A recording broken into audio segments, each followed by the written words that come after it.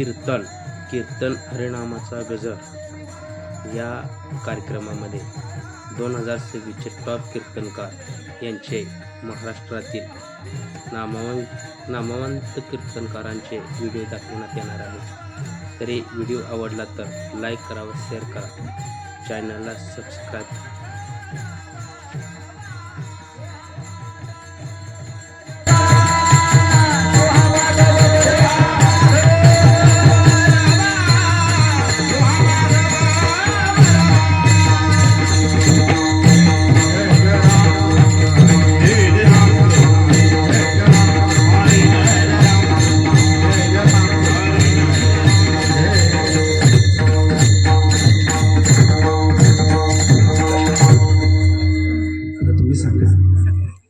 मी असं का केलं असेल? होली का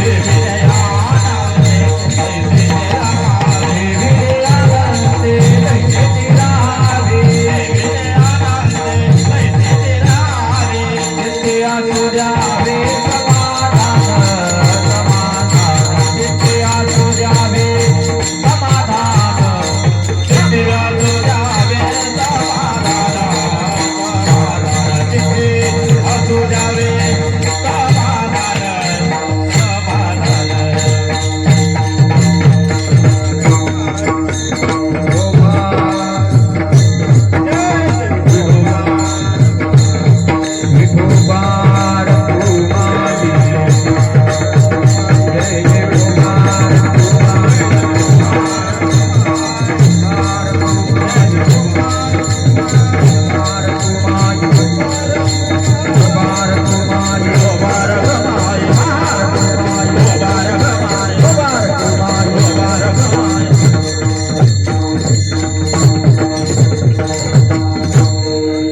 जसं झालं तसं फास्ट मध्ये चालू अरे हे थोर भक्ती आवडते देवा हे थोर भक्ती आवडते देवा हे थोर भक्ती आवडते देवा देवा हे थोर भक्ती आवडते देवा ही थोर भक्ती आवडते देवा हे थोर भक्ती आवडते देवा हे थोर भक्ती आवडते देवा हे थोर भक्ती आवडते देवा संकल्पावी माया संसाराचे संकल्पावी माया संसाराचे संकल्पावी माया संसाराची संसाराची संकल्पावी माया संसाराची संसाराची हे विले आनंद तैसे चिरहारे हे विले आनंद तैसे चिरहारे हे विले आनंद तैसे चिरहारे हे विले आनंद तैसे चिरहारे पावी माया संसाराचे संकल्पावी माया संसाराचे संकल्पावी माया संसाराचे संकल्पावी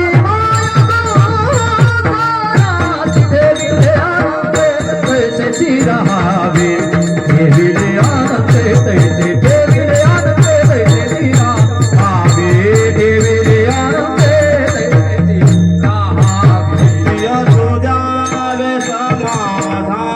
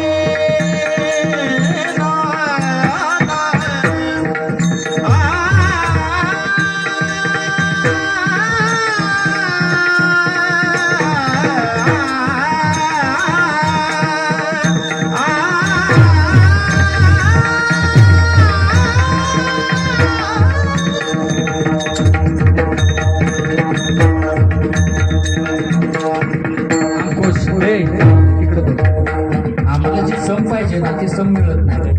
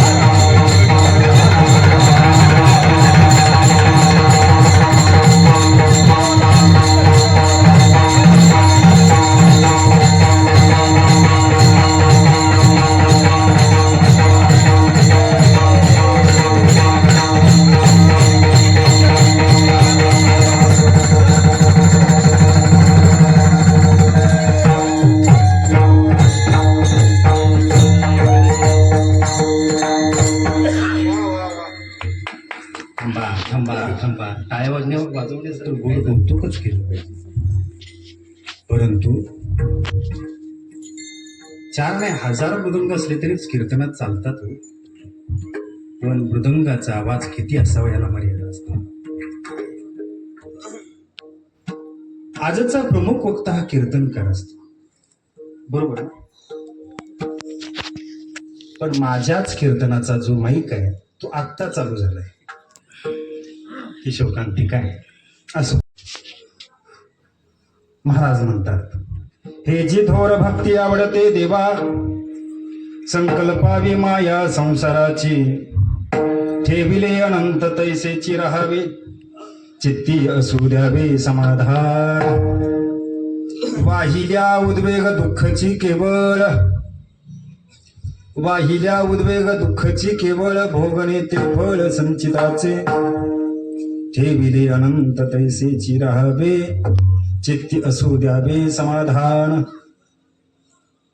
शेवटी तुकोबराय काय म्हणतात तू, तुका म्हणे घालू तयावरी भार, वाहू हा संसार देवा पायी, ठेविले अनंत तैसेची राहावे, चित्ती असू द्यावे समाधान. विठ्ठला विठ्ठला.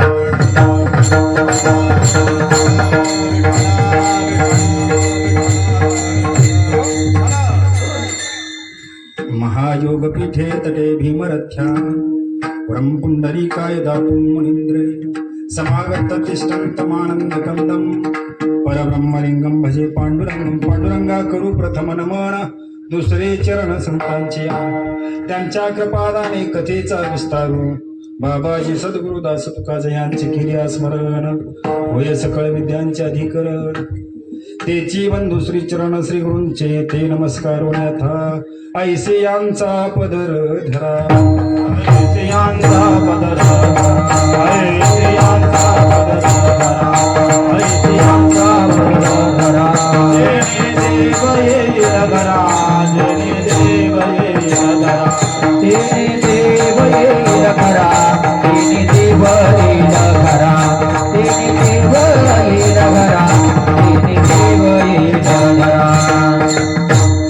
ऐसे यांचा पदर धरा, जेणे देव येईल घरा, ऐसे पदराचे धनी संत साधू ऋषिमुनी, ऐसी जाने केली करणी, दास जनार्दन त्यांचे चरणी.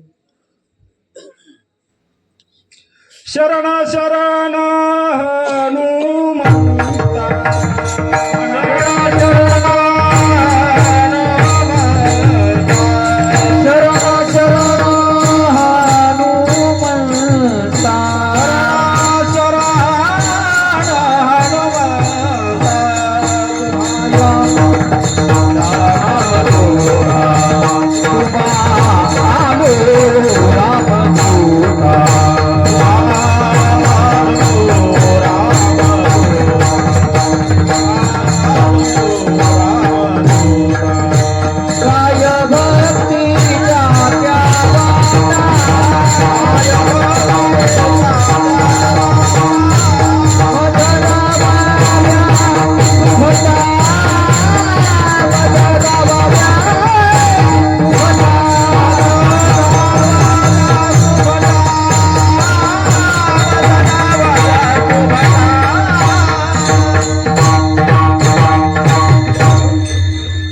शरणाजी हनुमंता तुम्हालो रामदूता, काय भक्तीच्या त्या वाटा मज व्यास हनुमंतराया, आम्ही नक्की भक्ती कोणती करायची ती आज तुम्ही आम्हाला सांगा.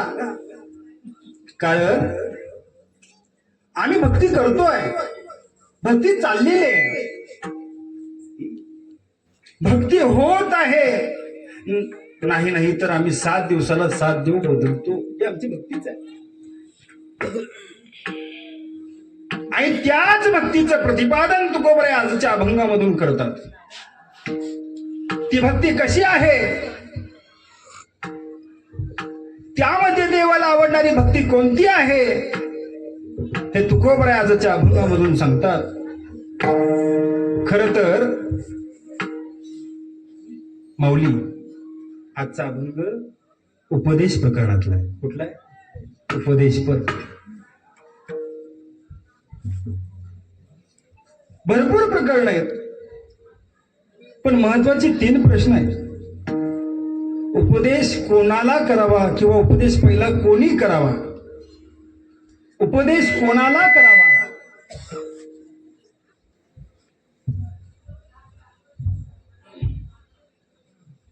उपदेश कोणाला करावा? मला असं वाटते उपदेश पहिल्यांदा वायुनंदनाला करावा. वायुनंदन म्हणजे स्पीकर चालवला. तुम्हाला काय वाटते उपदेश कोणाला करावा?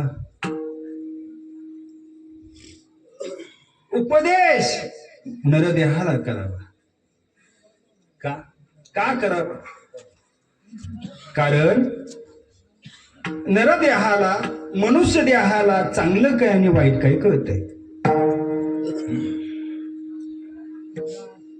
जगद्गुरु तुकोबरायांनी या अभंगाचा आशय सांगत असताना किंवा हा अभंग मांडत असताना पहिल्यांदा स्वतः अनुभव घेतला, स्वतः भक्ती केली आणि मग ती भक्ती सांगण्याचा प्रयत्न केला. अभंग जगद्गुरु तुकोबरायांचा आहे, त्यांना उपदेश करण्याचा अधिकार आहे. कारण 4 वेदानंतर 5वा वेद म्हणून आम्ही गाथेला संबोधतो. लक्षात घ्या, 5वा वेद ही ताकद जगद्गुरु तुकोबरायांकडे. म्हणून जगद्गुरु तुकोबराया तुम्ही उपदेश करू शकता. आता हे सगळं सांगत असताना अभंग कोणाचा आहे हे तुम्हाला लक्षात आलेलं आहे. हे तरी मला असं वाटते की हे तुम्हाला कळतंय, कारण मी मराठीत मराठीत बोलतोय. ज्ञानोबा महाराज, आमचे ज्ञानोबा महाराजच आहेत नाही, आंबवडेकर संदीप महाराजांचे. हा, जरा मला कमी दिसतो. हो माऊली, मी मराठीत बोलतोय. कोणाला वाटत नाही ना महाराज कन्नड मध्ये बोलतायत. ಏನೇ ತನಕ ಕನ್ನಡ ಬರ್ತಾವ मग कन्नड ಬರ್ತಾವ. आम्हाला मराठी कळते. अभंग संताचा आहे, वरचाईच्या संत्याचं नव्ह बरं का. बारकाई नाही का? हा, बारकाई नाही का? मनाचा कान करा. बच्चे कंपनी इकडे बघा. ए हौशे इकडे बघा. हा, ऐका. अभंगाला सुरुवात करण्याच्या अगोदर आजच्या या मौजे नांदोशी गावामध्ये जो चाललेला हा अखंड हरिनाम सप्ताह वर्ष, महाराज वर्ष कितवे? 50वे. इतका आनंद वाटतोय. फक्त माझ्या कीर्तनामध्ये 4 तरुणांनी 4 गायनाचार्य म्हणजे 8 जणच आहे. आणि आम्ही सांगतो तरण भाग्यवंत नटे हरी कीर्तनात. पण माझ्या कीर्तनामध्ये तरणे भाग्यवंत नटे हरी कीर्तनात हो 4च 8च आहे. असू द्या, मी धरून 9. आणि त्यासाठीच 9विध प्रकाराची भक्तीचे प्रकार सांगणार आणि त्याच्या पलीकडे जाऊन जी देवाला आवडणारी आहे 10वी भक्ती, त्या 10व्या भक्तीसाठी मी आज इथं उभा आहे तुमच्यासाठी. नीट मनाचा कान करा. दशमद्वारापर्यंत पोहोचण्याचा मार्ग तुकोबरायांनी आजच्या अभंगातून सांगितलेला आहे. आम्ही भक्ती करतो, उपवास करतो, व्रतवैकल्य करतो, पण ती नक्की भक्ती आहे का? शास्त्रकारांनी अनेक प्रकार भक्तीचे सांगितलेले आहेत. कपिलाचार्य तर म्हणतात 81 प्रकाराची भक्ती आहे, पण मी सांगतो 2च प्रकाराची भक्ती आहे. एक उथळ आणि एक उपवर. ऐका, उथळ भक्ती आता जो चाललाय ना गडगडात कडकडात, आता जो चाललाय त्याला काय म्हणतात माहितीये का? उथळ भक्ती. शंकराचार्य महाराज म्हणतात, सांगतात त्यांच्या श्वेताश्वेत उपनिषदामध्ये एक श्रुती आहे. हकारेन बहिर्याची सकारेन विषेत पुनः हंस येते परमं मंत्रो जीवोच पती सर्वदा. जसा भगवान परमात्मा अथांग आहे, अचल आहे, परिपूर्ण आहे, अनंत आहे, तशी त्याची भक्ती अखंड आहे, मर्यादित नाही. मर्यादित आहे. भगवान परमात्मा अमर्यादित आहे, तशी त्याची भक्ती सुद्धा अमर्यादित आहे. मग तुम्ही आम्ही भक्ती करतो, ती भक्ती नक्की देवाला भेटण्याची आहे का? पहिला प्रश्न. आमचे सद्गुरुनाथ आम्हाला सांगायचे, रोहन टाळ वाजवणे म्हणजे भक्ती नाही, वाचन करणे म्हणजे भक्ती नाही, गायन करणे म्हणजे भक्ती नाही, कीर्तन करणे म्हणजे भक्ती नाही, प्रवचन करणे म्हणजे भक्ती नाही. भक्ती ती अखंडपणे चालत जाते. गुरुवाक्या सुषुम्ना विवृतो भवे जप सोहम सोहम मध्ये प्राप्त हंस योगस्य उच्चते. पण ती जर भक्ती तुम्हाला आम्हाला करायची असेल, तुम्हाला भक्त व्हावं लागेल. मग आता तुम्ही कोण आहात? पहिला प्रश्न. आपण कोण आहोत? तुम्ही म्हणाला आम्ही भक्तच आहे की. आम्ही भक्त जर नसतो तर आम्ही काय रावणाच्या पार्टीतला आहे? तुम्ही भक्त आहात पण अभक्त आहात. कारण अभक्त त्याला म्हणतात जो देवापाशी जाऊन भीक मागतो. आता हा चाललेला हट्टहास आहे, तो भीक मागण्याचा हट्टहास आहे. आम्हाला कुठपर्यंत पोहोचायचं आहे? आम्ही आलोय कुठून? आम्ही वैकुंठवासी, आम्ही वैकुंठवासी, आलो याच कारणासे, आलो याच कारणासे.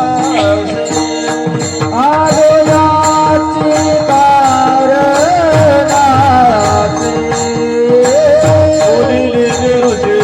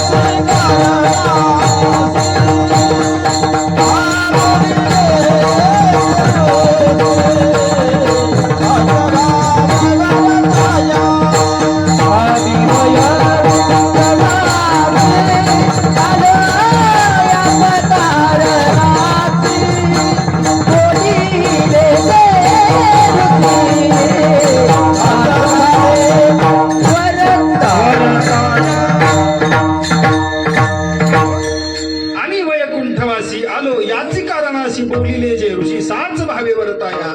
आम्ही तिथून आलोय. कुठून आलोय? हकारेण भैर्याती सकारेण विषेत पुनः हंस येते परम मंत्रो जीवो जपती सर्वदा. किंवा येन द्वारेण गंतव्यम ब्रह्मद्वारेण मयामयम. ब्रह्मद्वारापासून तिथून आमचा प्रवास आहे, परत तिथपर्यंत आम्हाला जायचं आहे. आणि ती त्याच भक्तीची आज तुकाराम महाराज आजच्या अभंगामध्ये व्यक्त करतात.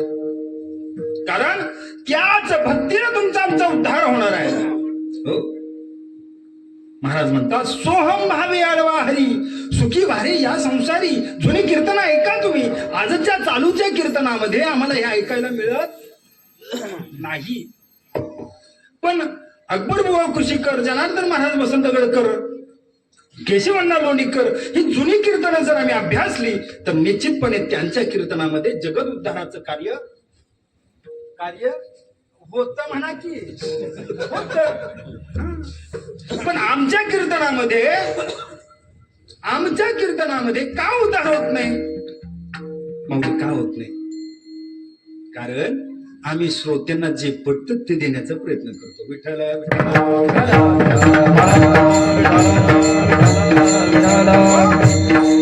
देवाला जे पटतंय, देवाला जे मान्य आहे, संतांना जे मान्य आहे ते देण्याचा प्रयत्न केला. जनतेचा, जनसमुदायाचा, जनाचा उद्धार झाल्याशिवाय राहत नाही. हा नरदेह नराचा नारायण झाल्याशिवाय राहणार नाही. पण कसं? सोहम भावे अळवा हरी, सोहम भावे अळवा हरी, सोहम भावे अळवा हरी.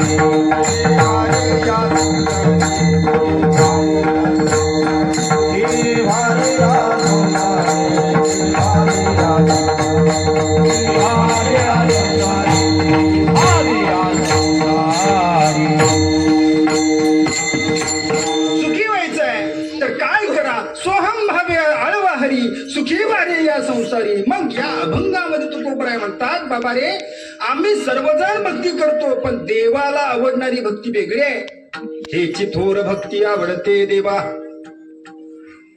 हेची थोर भक्ती आवडते देवा संकल्पावी माया संसाराची. महाराज म्हणतात ही भक्ती आवडणार आहे कोणती? संकल्पावी माया संसाराची. मात्र संसार नक्की कोणता आहे? महाराज नाव काय तुमचं? महेश. महेश महाराज. संसार कुठला? लग्न झाले का? नाही. झाल्यानंतर संसार तो संसार वेगळा आहे.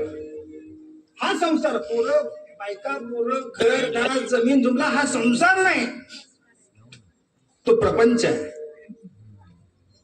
या देहामध्ये चाललेला जो पाचाचा खेळ आहे त्याला संसार म्हणतात. काय म्हणतात? त्याला संसार म्हणतात. या संसारामध्ये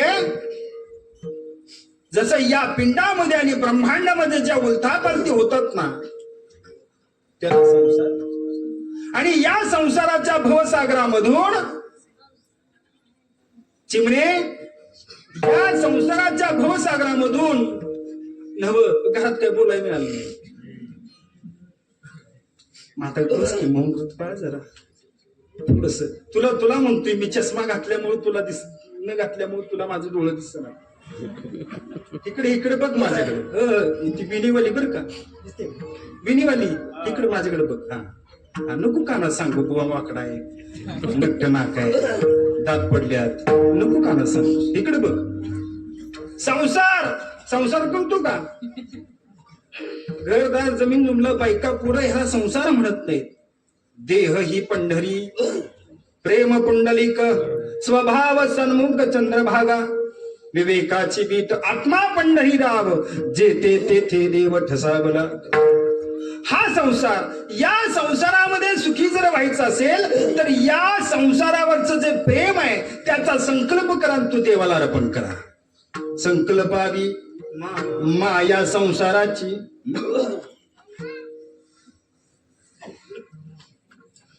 विठ्ठल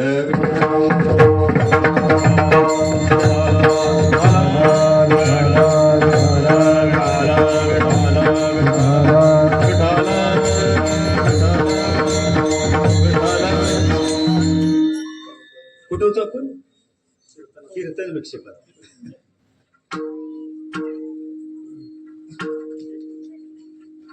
बघा अजून कोणाला जायचंय त्यांनी जावं.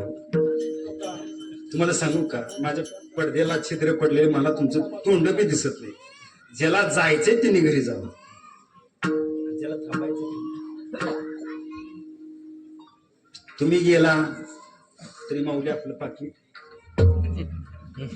तुम्ही म्हणाल त्याच्यासाठीच आलाय का?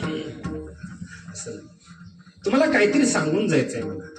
माझ्या बाबांनी मला जे दिलेलं आहे ते थोडस सांगायचा प्रयत्न करायचा आहे. पण तुम्ही जर मनाचा काम केलाच नाही तर तुम्हाला ते प्राप्त होणार नाही. माझा हट्टच आहे तुम्हाला काहीतरी सांगून जायचं आहे बरं का. काहींच्या मनामध्ये म्हणजे आतल्या आत गुदगुले होत असतील. नक्की बोलायला काय मी तुमच्या प्रपंचातलं सांगणार नाही, मी तुमच्या घरातलं सांगणार नाही. मी जे शास्त्रामध्ये आहे ते संतांच्या पुराव्याने सांगण्याचा प्रयत्न करणार आहे. विठ्ठल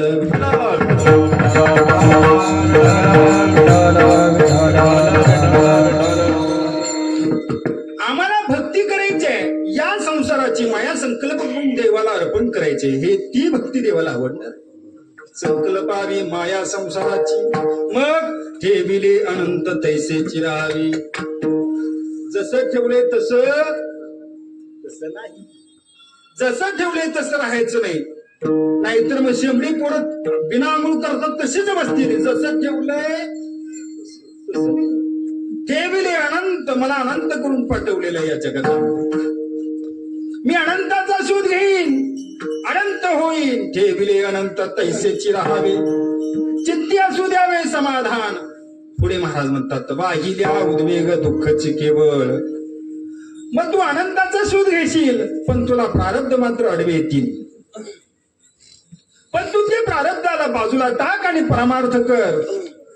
वाहिल्या उद्वेग दुःखचे केवळ भोगणे ते फळ संचिताचे. जे फळ भोगणे ते भोगणं संचिताच आहे. ते संचितावर टाक, प्रारब्धावर टाक आणि परमार्थाला चिकट. आणि मग जर एवढं जर झालं ना तर अजून नक्की काय करशील तर भार घालायला शिक. तुका म्हणे घालू तयांवरी भार. आणि मग हा संसार जी देहबुद्धी आहे तीच देवाला अर्पण कर. तेच देवाला अर्पण कर. देव तुझा आहे, भक्ती तुझी सफल झाल्याशिवाय राहणार. कीर्तन संपलं. विठ्ठल विठ्ठल.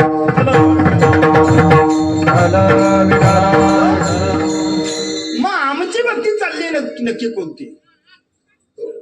जगद्गुरु कृष्णापासून जगद्गुरु तुकोबरायांपर्यंत जी भक्ती झाली ती भक्ती खरी का तुम्ही आम्ही भक्ती करतो ती भक्ती खरी? बोला बोला बोला. तुम्ही आम्ही भक्ती करतो ती खरी का जगद्गुरु शंकराचार्यापासून कृष्णापासून जगद्गुरु तुकोबरायांपर्यंत जी भक्ती चालत आली ती भक्ती खरी? संतांनी जे सांगितलं, सद्गुरुनाथांनी जे सांगितलं, भगवंतांनी जे सांगितलं ती भक्ती खरी. मग त्या भक्तीपर्यंत पोहोचायचं असेल तुम्हा मला काय केलं पाहिजे? तुम्हा मला पदर धरला पाहिजे. कोणाचा? कोण म्हणते? बायकोचा. पदर कोणाचा धरायचा आहे माऊली महाराज? संतांचा. कारण संतांच्या पदरानं उद्धार होतो. संतांच्या पदरानं अव्यक्त परमात्मा कळतो. संतांच्या पदरानं भरकटलेला जीव मार्गी लागतो. आणि संतांच्या साधूच्या संगतीनं साधूच्या पदरानं काय होतं? मायेपासून जीव अलिप्त होतो. विठ्ठल विठ्ठल.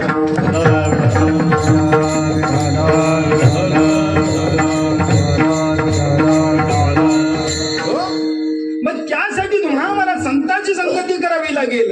कशासाठी? खऱ्या भक्तीसाठी. खऱ्या भक्तीसाठी संतांची संगती करावी लागेल. काय करावं लागेल? साधू पायी ठेविता भाव. साधू पायी ठेविता भाव धावत येती सर्व देव. त्यांच्या नगरीचा राजा धावत येती सर्व प्रजा. त्यांच्या नगरीचा राजा धावत येती सर्व प्रजा. म्हणे शिवाजी बोधला. म्हणे शिवाजी बोधला वाचे साधू साधूला.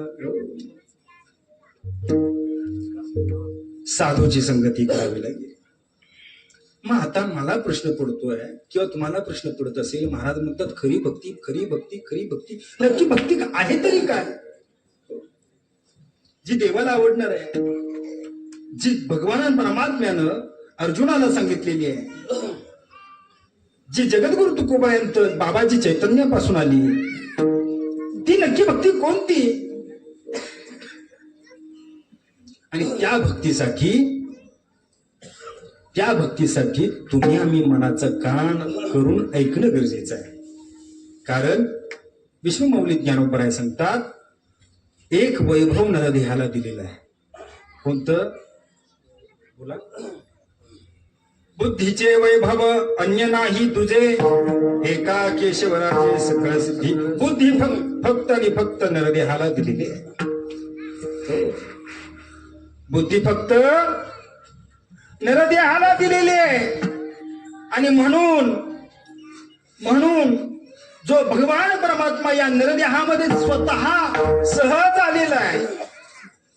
आलेला आहे तरी आमच्या वेगळ्या अंगात येतं का?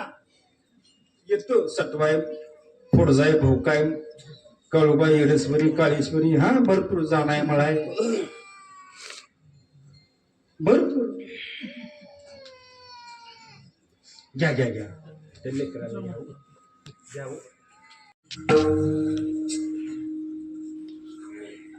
भगवान परमात्मा या देहामध्ये सहज लिलय आलेला आहे. आलाय का नाही? इकडं बघा. बाई इकडं एवढा चांगला देह समोर उभा आहे, थाकलेला आहे, कशाला तिकडं बघताय? इकडे बघा. आलाय का नाही अंगात देव आपल्या? म्हणा की आलाय. येतो का? इकडे येतो का? आमच्या इकडे कळबीत येतो बरं का माऊली, आमच्या कळबीत अंगात जीव येतो. इकडे येतो का? येतो. अनादि निर्गुण प्रगटली भवानी, निर्गुण प्रगटली भवानी, महिषासुर मर्दनाला गोरा, महिषासुर मर्दनाला गोरी, विविध पापाची करावया झाडली, पापाची करावया झाडली, भक्ताला गीता देवची विद्वानी,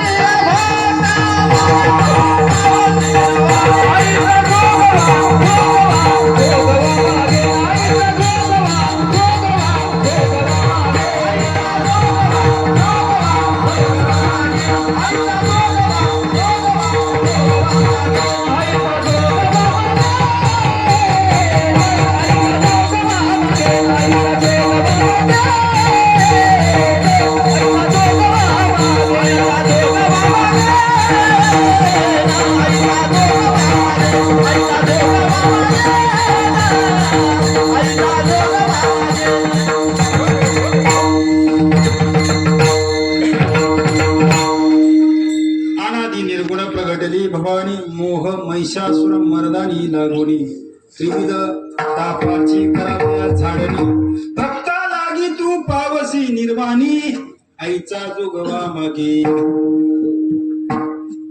आईचा जोगवा मागे. पण नाथांना सांगायचं होतं उलट, सांगायचं होतं वेगळं, पण आम्ही घेतलं उलट. कारण नाथांच्या घरची उलटीचं खून, पाण्याला लागली मोठी तहान. ही नाथरायांची व्याख्या आहे, नाथरायांची भाषा आहे. पण संतांना सांगायचं होतं शेवटचं पानं, आम्ही घेतलं उलट. मग आमच्या अंगात कुठे येतं? नवऱ्यापाशी.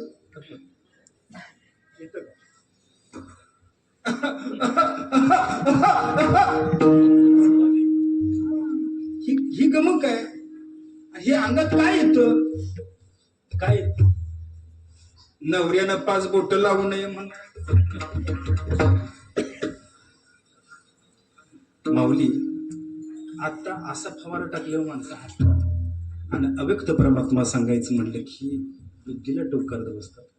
काय शोकाने आता तुम्हाला बुदगोल्या आल्या ना, असलं जरा सांगितलं, 4-5 गोष्टी सांगितल्या की मग तुम्ही म्हणाल वाह वाह काय झडून कीर्तन झालं, आता चाळच बांधायचं राहील. मनाचा कान करा, लक्ष द्या. अरे ही भक्ती नाही, जगद्गुरु तुकोबांना व्यक्ती भक्ती सांगायचे. मम वंश जीवलोके जीवभूत सनातनः मनस्सष्टानि इंद्रियाणी प्रकृतिस्थानी कर्षतीहि.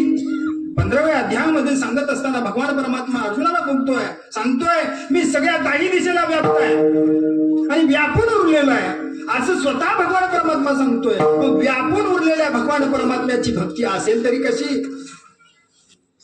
भक्ती स्वयंभू आहे. मग त्या भक्तीचा मार्ग सांगत असताना ज्या यशोदा मातेने भगवान परमात्म्याला सांभाळलं, त्याचं लालन पालन केलं, त्याला लहानाचा मोठा केला, तिचा उद्धार केला पाहिजे की नाही?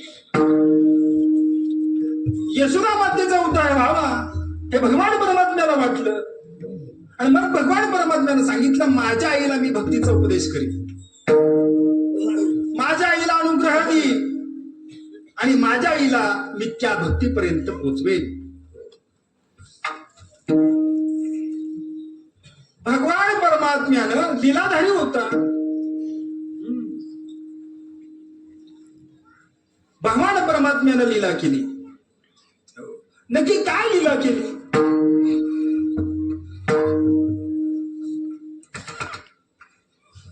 निर्गुण भक्तीचं गमक आईला सांगायचं होतं, पटवायचं होतं. भगवान परमात्म्यानं मुठभर माती खाल्ली. मुठभर माती खाल्ली. कोणी खाल्ली? बाल्यावस्थेमध्ये, तरुणपणात भरपूर खाल्ला. ठीक आहे. तारुण्यामध्ये भरपूर माती खाल्लेली भरपूर असते, आम्हाला माहित. पण बाल्यावस्थामध्ये भगवान परमात्म्यानं मुठभर माती खाल्ली.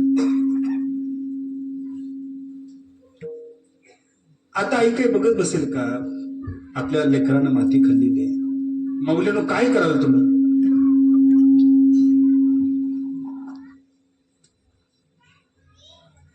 भगवान परमात्म्यानं मुठभर माती खाल्ली आणि आईनं बाळाला सांगितलं, बा आकर आकर. बाळानं बाळानं आ केलं. आ केल्याबरोबर काय दिसलं? अनंत ब्रह्मांडे उदरी हरिहा बालक नंदा घरी. अनंत ब्रह्मांड त्या भगवान परमात्म्याच्या मुखामध्ये दिसले. महाराज तुमचं माईक जरा थोडस बाजूला करा की.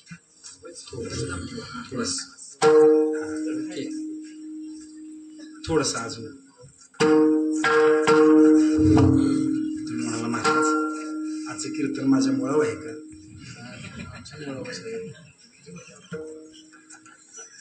नाही, काय सांगू तुम्हाला. आमचे बाबा म्हणायचे मृदंगाचार्य म्हणजे कीर्तनकाराचा नवरा. आता नवऱ्यानं बायकोला समजून घेतलं. कमीत कमी 2 तासापुरता तरी संसार असतात आता. हो, ते तुम्ही उभं केले. ती विनोदाचा भाग सोडून द्या. भगवान परमात्म्यानं आपलं खरं रूप आईला पटवून सांगून देण्याचा प्रयत्न केला. पटवून सांगितलं.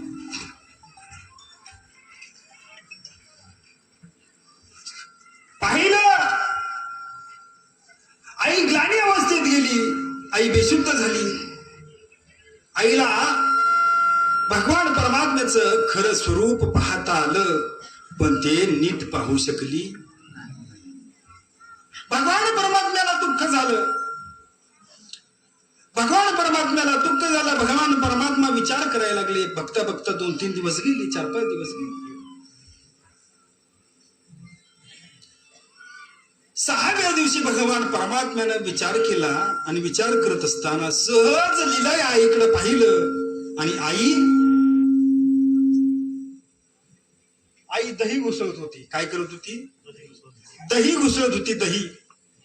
ज्ञानोबराय सांगतात, मंथुनी नवनीता तैसे घे अनंता वाया व्यर्थ कथा सांडी मार्गू. भगवान परमात्म्याला तुला जर पाहायचं असेल, भगवान परमात्म्याला जर ओळखायचं असेल, प्राप्त करायचं असेल, जसं मंथुनी नवनीता तैसे घे अनंता. भगवान पर अनंत सांगितलेला आहे. विशिष्ट नाव रूप सांगितलेलं नाही ज्ञानोबरायांनी. म्हणजे ज्ञानोबरायांनी भक्ती केली, जी भगवान परमात्म्याला भक्ती केली तीच ज्ञानोबरायांनी भक्ती केली.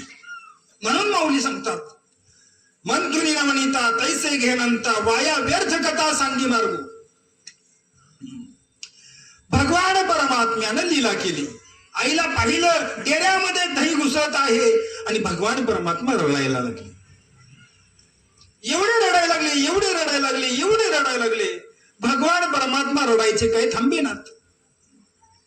आईनं म्हणावं, बाळा अरे तुला दही आवडतं ना, दही घे ना, घे ना. आई मला दे दे, आई मला दे दे. बाळा तुला लोणी आवडते, लोणी खा रे राजा, खा.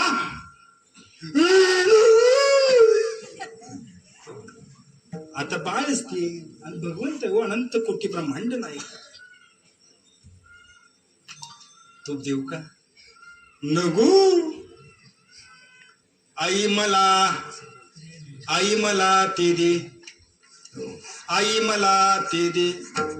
भगवान परमात्म्याला सांगायचं वेगळं, पण आईला बोध होत असताना वेगळं ऐकायला येतंय. आई मला ते दे, ते दे वाटते काय आईला? बहुतेक बाळाला भूक लागलेली आहे आणि त्यासाठी बाळ मला दही लोणी तूप दूध मागत आहे असं मला वाटतंय. पण भगवान परमात्म्यानं रडता रडता एक आईला उपदेश केला आणि सांगितलं, आई त्या ढेऱ्यामध्ये जे घुमघुम करतय ना, डेऱ्यामध्ये जे घुमघुम करतय ना माऊली, ते मला दे. सोड खाणार रवी गोड पंथी द्यावर दे आई मला दे ग बल्ला मला दे डेऱ्यामध्ये काय ग घुमा घुमते डेऱ्यामध्ये काय ग घुमा घुमते डेऱ्यामध्ये काय ग घुमा घुमते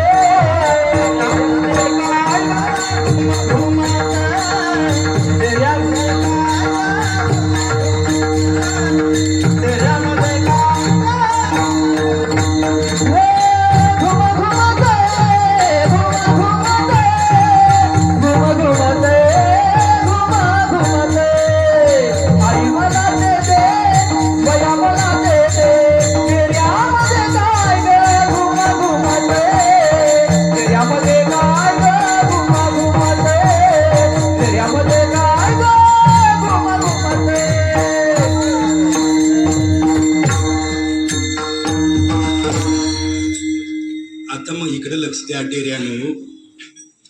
डेरीच येते डेऱ्यानो, इकडे लक्ष द्या. तुमच्या डेऱ्यात जे घुंघुमतय ना, घुंघुमतय का? या डेऱ्यामध्ये घुंघुम चालू आहे का? मग हो म्हणा की. नाशिकल्या डेऱ्यांनो, इकडे लक्ष द्या. या डेऱ्यामध्ये घुंघुमतय, पण त्या घुंघुम्याकडे, त्या आवाजाकडे आमचं लक्ष अजिबात जात नाही. मग आमचं लक्ष जातंय कुठं? आमचं लक्ष बाहेर जाते. का जातंय? का जातंय? आम्ही देहबुद्धीला छेपलेलो आहे.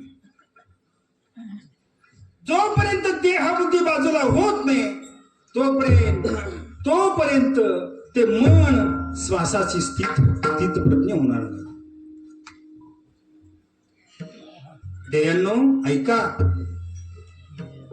या डेऱ्यामध्ये दिसतोय का?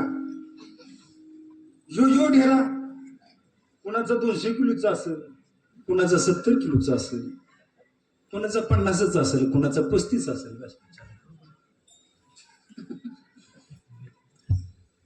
हा डेरा, या डेऱ्यामध्ये घुमघुमतय.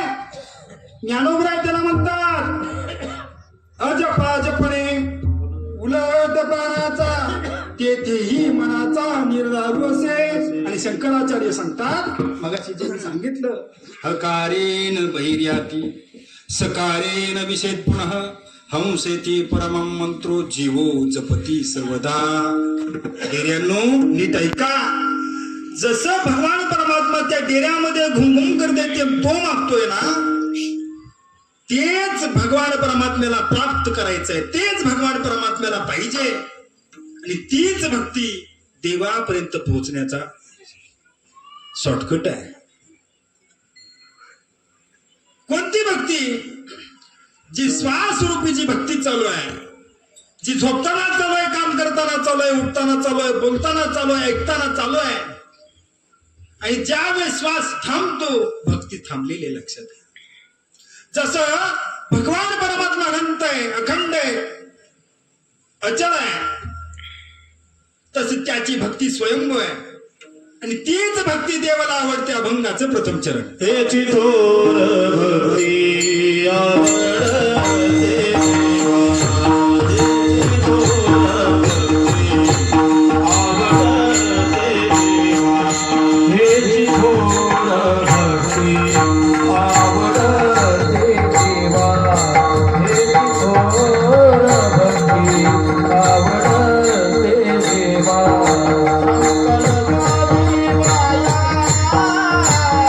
संसाराचे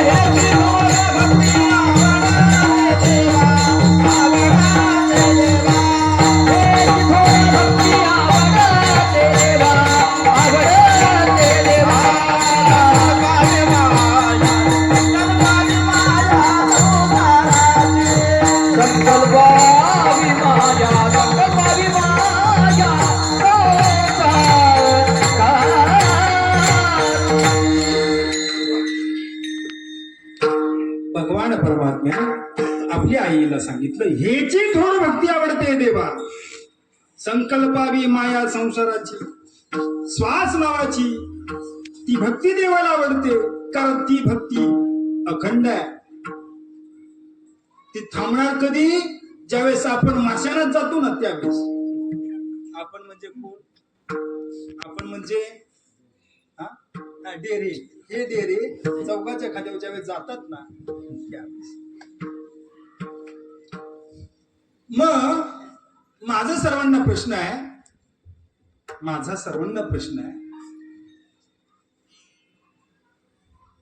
चौगाच्या खांद्यावर तुम्ही जाता का? हा जातो. कोण जातो? आई म्हणते तुला नेलं.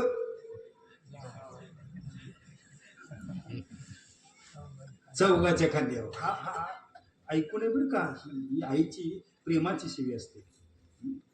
पण खरंच तिचं मन तिला, म्हणजे तिचं मन आपल्या लेकराला तशी शिवी देत नाही. पण जे दिसतंय ना त्याला 4 जण घेऊन जातात. बरोबर ना? मग हे घेऊन चाललेले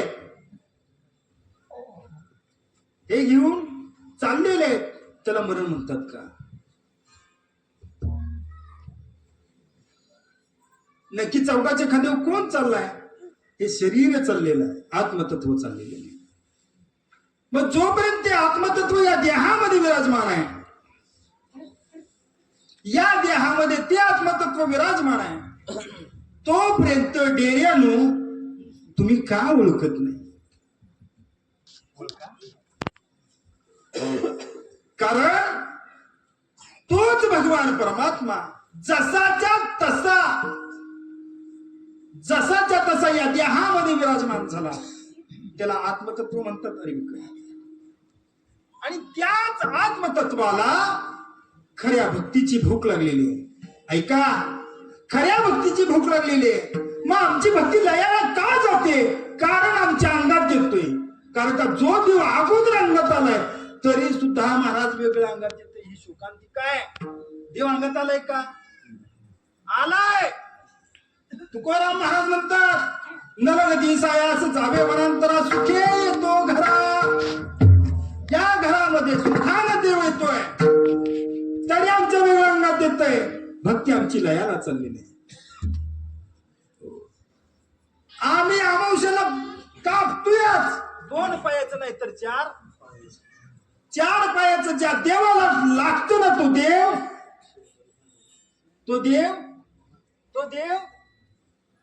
म्हणा की तो देव नाही. तो देव नाही. 2 पायाचं उपरटी कोंबडी जी लागते ना देवाला, तो देव.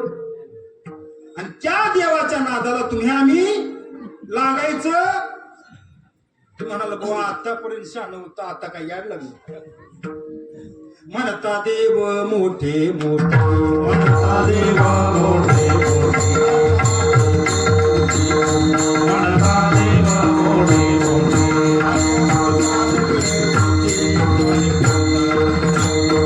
गाय बोलता दगड गोटे, गाय बोलता दगड गोटे, गाय बोलता गोटे. अजून एक तुमच्या मनामध्ये प्रश्न निर्माण होईल, महाराज तुम्ही म्हणता देव मोठे मोठे, काय पूजता दगड गोटे. एकनाथ महाराजांनी हा अभंग लिहिलेला आहे, विचार करून लिहिला असावा. मग ज्या ते संत तुम्हाला मला सांगतात म्हणता देव मोठे मोठे, काय पूजता दगड गोटे, आणि एके ठिकाणी म्हणतात सर्वाघटी राम देहो देही एक, सूर्यप्रकाशक सहस्र रश्मी. जो सर्वांच्या घटामध्ये आहे, जसा सूर्य एका घटामध्ये 100 घटामध्ये एकच दिसतो ना, तसा सर्वाघटी राम देही एक, सूर्यप्रकाशक सहस्र. व्यापक असा भगवान परमात्मा त्या दगडामध्ये नसेल का, असा प्रश्न तुम्हालाही पडत असेल. पण दगडामध्ये देव आहे, पण दगड देव आहे का? नादुष्कर बोला की, दगडामध्ये देव आहे. माऊली दगडामध्ये देव आहे, पण दगड देव आहे का? बोला, दगड देव आहे का? वृक्षामध्ये देव आहे, झाडामध्ये देव आहे, वृक्षदेव आहे का? आहे का वृक्षदेव? वृक्षदेव नाही. वृक्षामध्ये आहे तो, पण वृक्षदेव नाही. तसं या नरदेहामध्ये देव आहे, देव आहे, पण नरदेह देव नाही. देव होण्याचं साधन आहे. नरदेहाचे ज्ञाने सच्चिदानंद पदवी घेणे एवढा अधिकार नारायणे कृपा दिलासी. सच्चिदानंद पद प्राप्त करण्यासाठी तुम्हाला हा नरदेह प्राप्त झालेला आहे. पारायणातल्या पंक्त्या जोडण्यासाठी नाही बरं का. मग या नरदेहामध्ये जीवाणा आल्यानंतर करायचं काय आहे? फक्त एकच करायचं आहे. ज्ञानोबरायांनी मगाशी सांगितलं हरिपाठामध्ये. आम्ही हरिपाठामध्ये खूप वेळा म्हणतोय, अजपा जपणे उलट प्राणाचा तेथेही मनाचा निर्णय बसे. मग काय करायचं आहे? जे उपरत नाम आहे, अजपा जप आहे, जे अनाम आहे, त्या अनाम असणाऱ्या नामाला प्राप्त करायचंय आणि तशीच भक्ती करायची आहे. विठ्ठल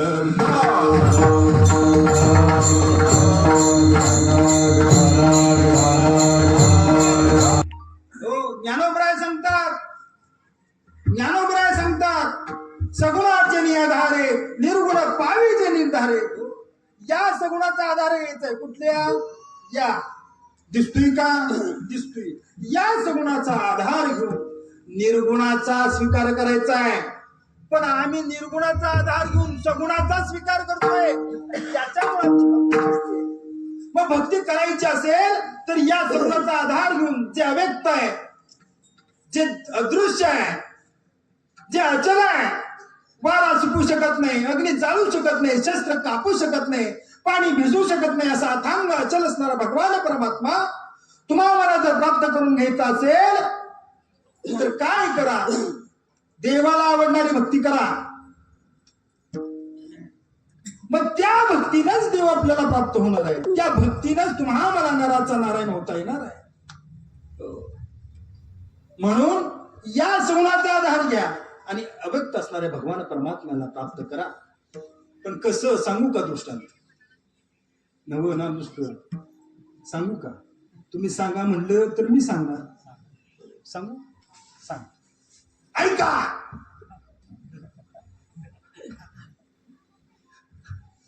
ऐका.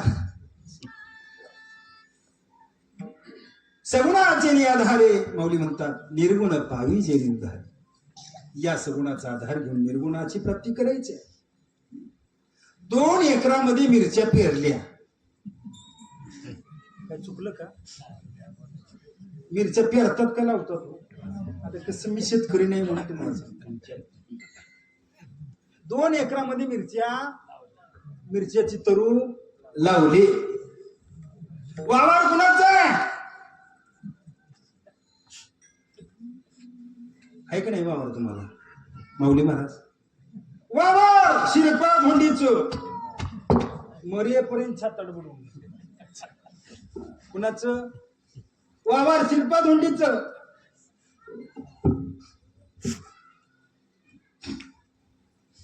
किती एकात मिरच्या लावल्या? 2 एकरात. वावर कुणाचं? शिरपा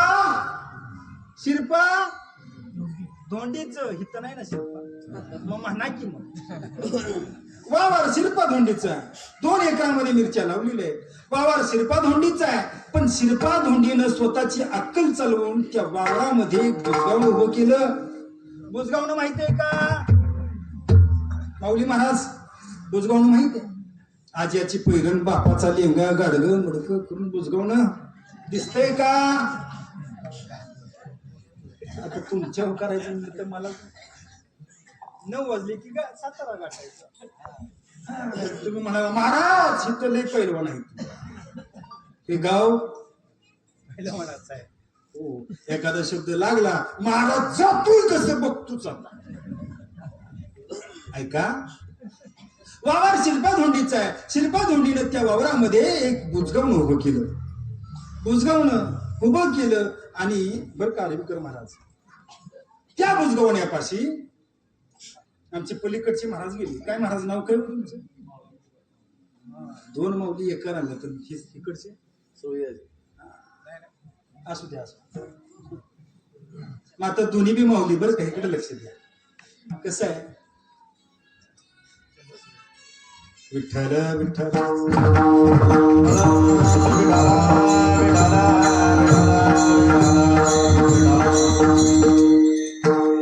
काय करायचं आता, बायकोपेक्षा जवळ असणारी तीच आहे, काळजी घेणार. आता माझ्याकडे आहे, तुमच्याकडे माझ्याकडे बी आहे, पण मी तुझं गाळा हवा तू बोलायचं नाही 2 तास. तसं तुम्ही तिचा एवढं लक्षात घ्या. कुठे होता पण बुजगवण्यापाशी. एक शहाणा माणूस त्या बुजगवण्यापाशी गेला. माऊली महाराज बुजगावण्यापाशी गेला आणि बुजगावण्याला विचारलं, शिरपतराव मिरच्या कशा काय दिल्या?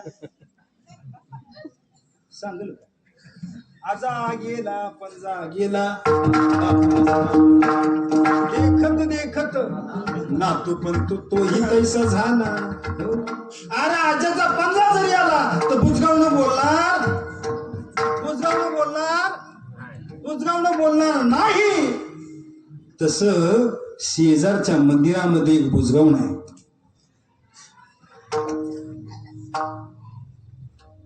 पंढरपुरामध्ये जे कटेवर हात ठेवून उभा आहे ना, ते बुजगावण आहे. त्या बुजगावण्याला संतांनी उभं ठाकलेलं आहे, उभं केलेलं आहे.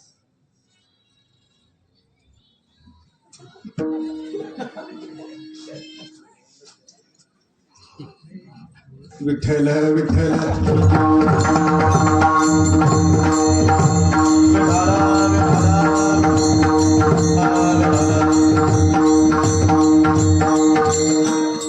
त्यांचा दोष नाही हो, त्यांचा नाही दोष, त्यांचा दोष आहे जे घरी बसलेत का नव बुवा काय करते बघूच, काय करते बघूच, यांचा दोष नाही. म्हणून ती धरीला पंढरीचा. पण त्या गाण्यामध्ये सुद्धा अर्थ आहे. गळा बांधून या दूर हृदयबंदी घाणा केला, आत विठ्ठल कोंढला. आणि विठ्ठल आतमध्ये कोंडल्यानंतर त्याला श्रद्धा केली आणि विठ्ठला पायी घातली बेडी. पण कशी? नाम बोलाचा मारा केला. एवढा मारा केला कशाचा? अजपा जप साधनेचा. वाड्यात बाहेर दारा कैसा वासुदेव करतो फेरा, कैसा वासुदेव. मी तर काय करू, तुम्ही खूप कीर्तनामध्ये विक्षेप, आणि कीर्तनामध्ये विक्षेप आला. कशाचं कीर्तन? आपण होतो बुजगवण्यापाशी, पण चुकून मोबाईलचा गळा न आवडल्यामुळं आम्ही आता घरीला पंढरीचा त्या चोराला पकडण्यासाठीच हा अट्टास आहे भावंडांनो. त्या चोराला जर तुम्ही पकडलं ना, तुमचा इहलोक आणि परलोक सुखाचं होणार आहे. असे अनेक कीर्तन करायचे. मी लय अतिशहाण आहे असं मी म्हणणार नाही, पण माझ्या सद्गुरुनाथांनी मला जे दिलेलं आहे, जे अजपाजप साधन दिलेलं आहे, त्या अजपाजप साधनेच्या माध्यमातून मी जिथपर्यंत पोहोचलेलो आहे तिथपर्यंत तुम्हाला पोहोचवण्याचा प्रयत्न करण्याचा थोडासा प्रयत्न आहे, थोडासा अट्टास आहे. पण शोकांतिक आहे. नांदुशीमध्ये 50 वर्ष परमार्थ होतोय, पण कीर्तन कसं ऐकावं नांदुशकरांना अजून कळलेलं नाही असं मला वाटतं. विठ्ठल विठ्ठल.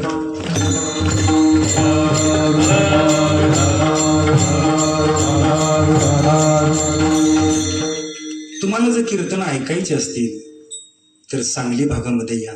तिथेही वास्करपड आहे, प्रचंड वास्करपड आहे, आणि परमार्थ फक्त वास्करांनीच केलेला आहे. मला वास्करांचाच परमार्थ आवडतो. आणि आजरेकर आणि वास्कर या दोन्ही फळाच्या संयुक्त विद्यमानं भिलवडीमध्ये पारायण, मोठं असं पारायण होतं. आणि त्या पारायणामध्ये सातारा जिल्ह्यातील माऊली फक्त आम्ही दोघंच असतोय, एक सारखळकर आणि एक सातारा. सारखळकरांना अभंग द्यायचा आणि रोहन महाराजांनी अभंग घ्यायचा. हे आम्ही